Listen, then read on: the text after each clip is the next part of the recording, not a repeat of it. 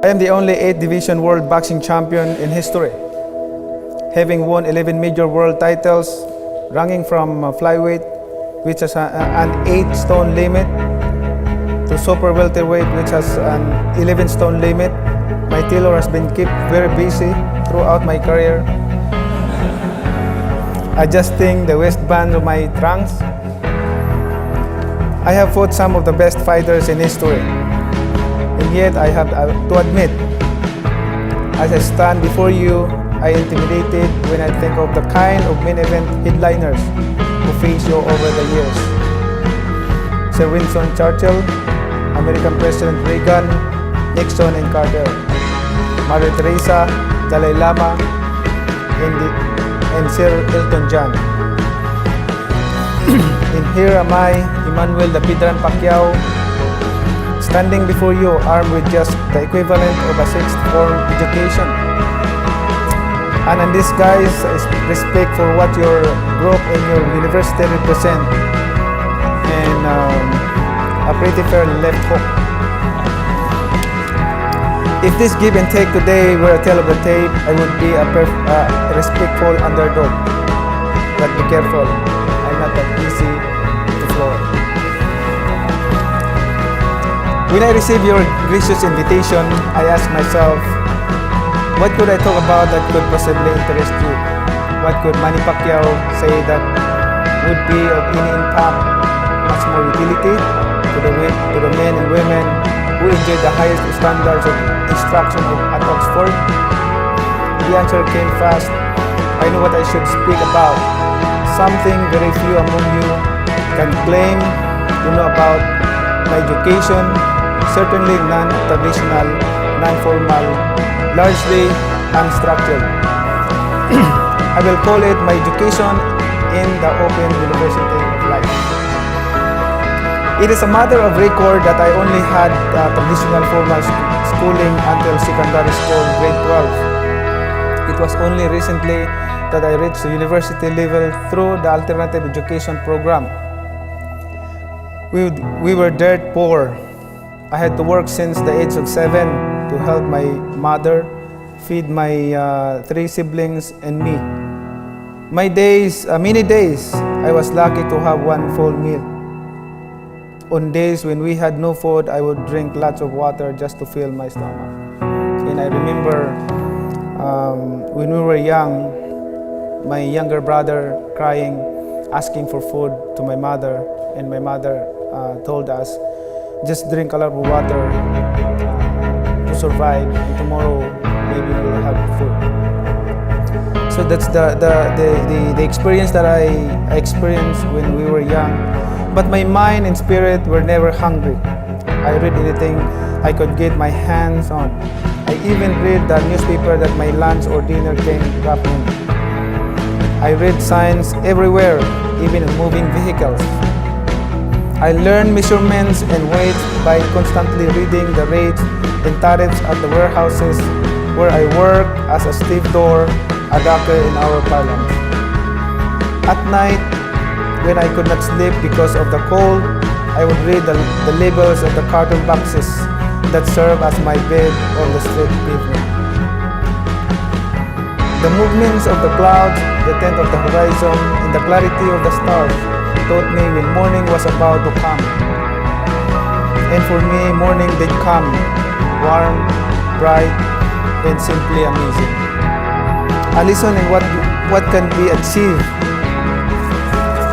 if you have determination, if you ignore the odds against you, and as you are taught here at this magnificent institution, never quit.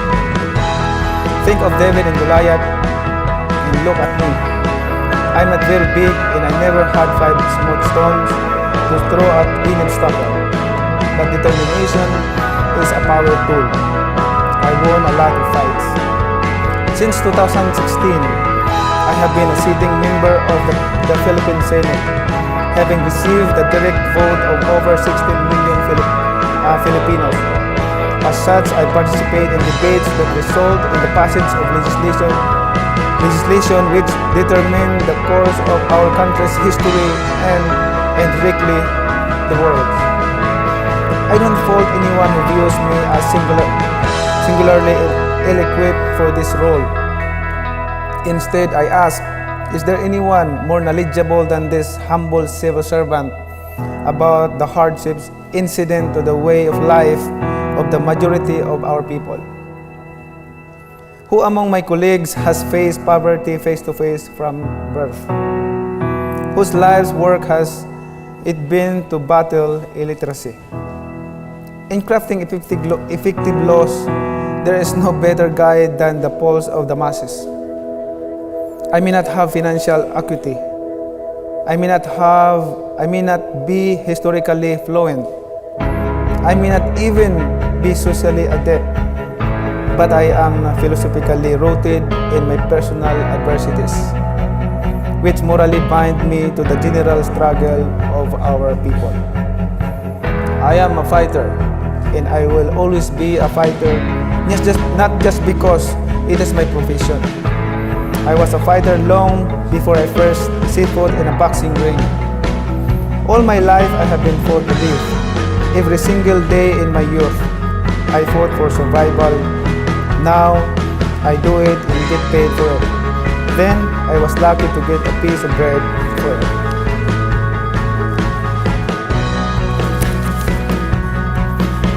But how my struggles of any value to the Filipinos? It cannot feed or clothe all of them.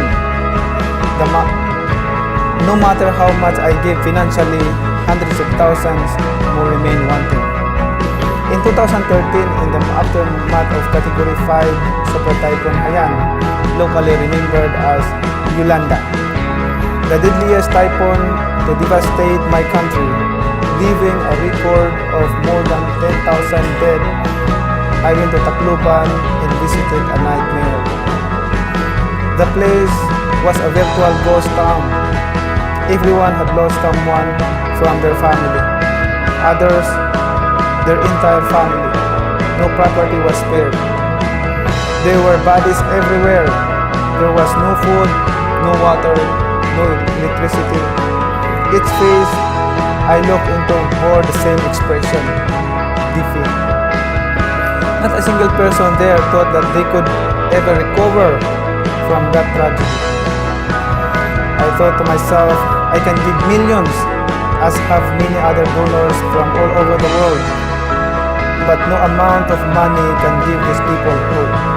I too fought against this hope. But then I had an idea. We set up a makeshift basketball court and I started shooting some hoops.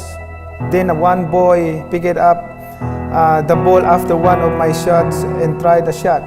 Soon there were enough of us to have 5-on-5 match, and we did. The smiles, the laughter, the hopes of joy of those boys during the game are memories forever etched in my heart. To have lost everything overnight, including parents, siblings, friends, but to still have the ability to rise above one's person loss and reach out to your fellow man,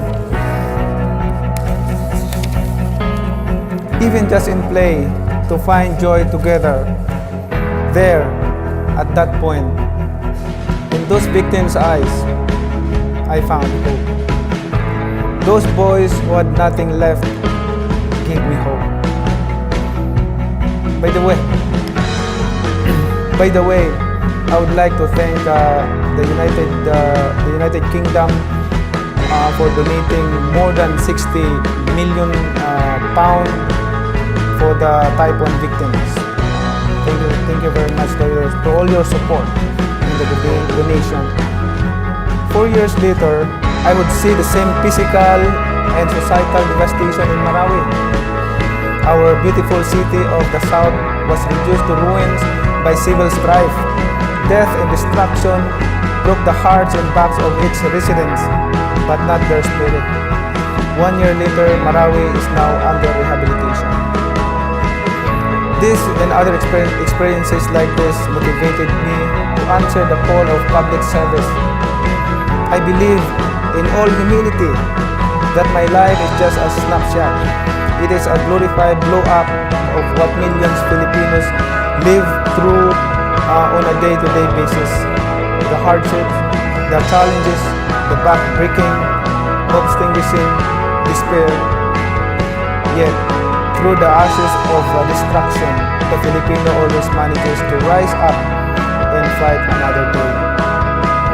I believe that I was born for a purpose and destined to serve as an inspiration for the average Filipino in the rest of the world, to fight, to rise above adversity, to conquer and defy, and to embrace life in all its difficulties. Manny Pacquiao is the best fairy tale every Filipino could tell and retell to all generations yet to come. Manny Pacquiao's story is incredible but true. Miracles do happen, dreams do come true. Being poor does not mean one must die poor. Hard work and persistence will set you free from the shackles of poverty, but it is faith that will take you to the very top. And that is Manny Pacquiao's story. So I ask you, all of you, to never lose faith in what you can do as human being. Believe in the loyalty of the family and believe in the Almighty God. It is not easy to believe in the power of one, but I ask you to look around you, count the faces, do the multiplication, and suddenly we are a power of 50 or 100 or 1,000. You, with your education, determination, and faith, you can change the world. Thank you.